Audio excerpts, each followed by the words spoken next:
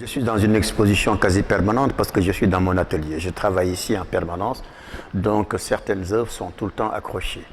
Mais il ne va pas sans dire qu'on est quand même en période de biennale, une biennale qui aujourd'hui fait la satisfaction de l'ensemble des Sénégalais. C'est réellement une fierté que de dire je suis Sénégalais aujourd'hui parce que notre biennale fait partie des 4 ou 5 premières manifestations culturelles au monde. Et ça, c'est quand même quelque chose de très très très fort. J'avais décidé aussi durant cette biennale d'accompagner d'autres collègues qui avaient manifesté le souhait d'exposer certaines de leurs œuvres ici sur l'île de Ngor. Donc j'en ai exposé ici et au niveau de la Maison du Bonheur, mais quasiment donc autour du punch et de mon espace. Voilà, on le fait dans le cadre de cette biennale. Mais pourquoi est-ce que j'ai choisi moi personnellement de participer à cette biennale 2022? La raison, elle est très simple. C'est le choix du thème que je trouve être un thème très très intéressant, très très puissant, forger. Forger quoi? Forger les cerveaux de nos enfants, c'est-à-dire participer à la construction de l'humain. C'est essentiellement cela. Et un petit peu après 2020, donc ce report du fait de ce qui a un petit peu envahi un petit peu notre humanité, qui était la Covid, j'avais décidé de rentrer dans ma période bleue et c'est ainsi que j'avais rendu hommage au colonel Mohamedou Lamine Sarr qui nous a laissé un ouvrage de très très grande facture qui est l'éducation du jeune Sérère Nyominka.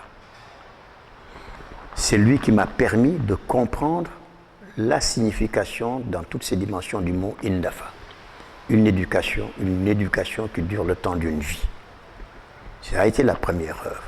Et ensuite, je me suis dit que, mais en réalité, qu'est-ce qui peut arracher un peuple de la misère et de la pauvreté?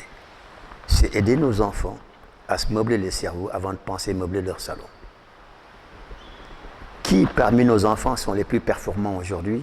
Je découvre autour de moi, dans nos familles, que les filles sont plus utiles à leur famille très jeunes. Donc j'ai fait focus sur la fille.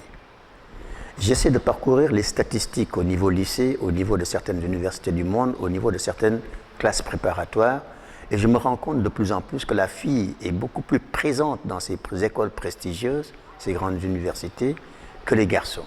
Donc je fais focus sur cette âme sensible, travailleuse, performante, et qui malgré tout continue à subir les tracas et des violences de tous bords pour lui tomber sur la tête durant son parcours.